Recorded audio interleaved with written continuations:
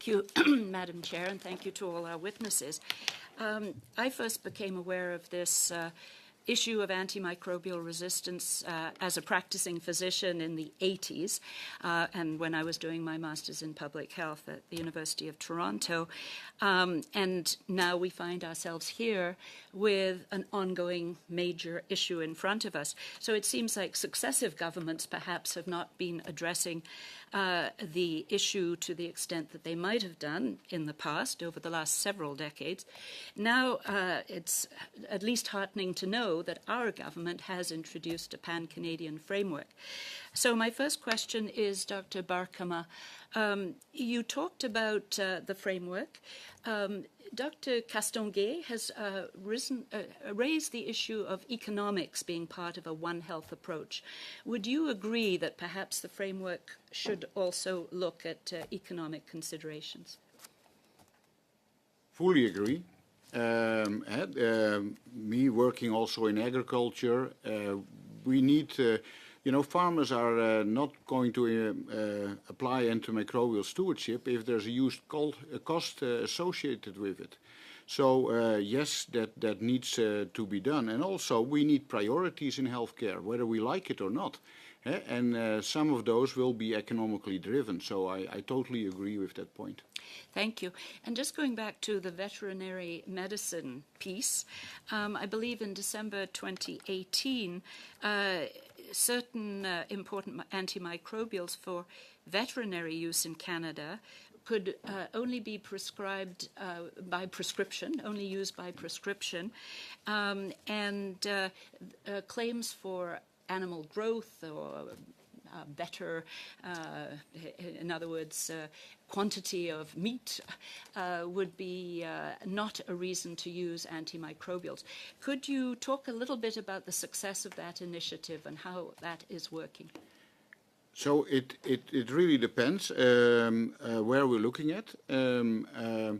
Quebec has taken the lead in this recently, 4 years ago, by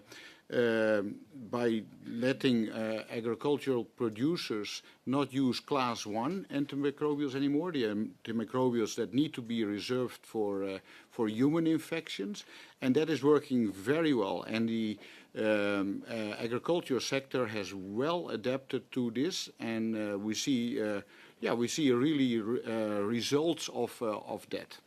So I think we need to look at that, and there's a role of the government, the provincial government in that. So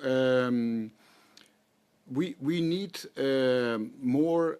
We know that there is an effect of use of antimicrobials in animals on antimicrobial resistance in animals and in people. However, we don't know how that actually goes from animals to people. So, and farmers need to be convinced that this really is the case. It's not in animal products. We know that in milk and in meat, that doesn't play a role. We think that water and the air will play a role there, but we need to, if we want to convince the agricultural commodities to really play a big role. And I must say that the poultry industry and also to a bit lesser extent the swine industry already have done that. But we need more data and knowledge to convince them. So perhaps the example of Quebec can be used in terms of surveillance and so on going forward to convince other provinces to adopt the similar strategy. Can I add one thing? So in Alberta we now also have a One Health approach with two antimicrobial stewardship. So Alberta is also taking a leading role there, and it focuses a lot on communication. How doctors communicate with patients and how veterinarians communicate with owners of animals. So, that's also a good example. Dr. Bogoch, as a clinician as well as a researcher, are you aware, perhaps, is CIHR looking specifically at AMR issues as a priority, or do you have any opportunity to try and convince them that it should be a priority? Thank you. That's a great question. Once in a while, they have priority areas that focus on antimicrobial resistance, but given the scale of the problem, I think there's room for a greater proportion of funding dedicated toward this. And to the points that were made by my colleagues up here, an intersectoral approach is needed. So health for sure, but also in the environmental health, in the animal health, this is truly an intersectoral issue. And I would even wager that the funding available from CIHR might not be sufficient, and alternative sources of funding, including tapping into security-related funding, would likely be ideal, because this is truly a security issue as well. Thank you.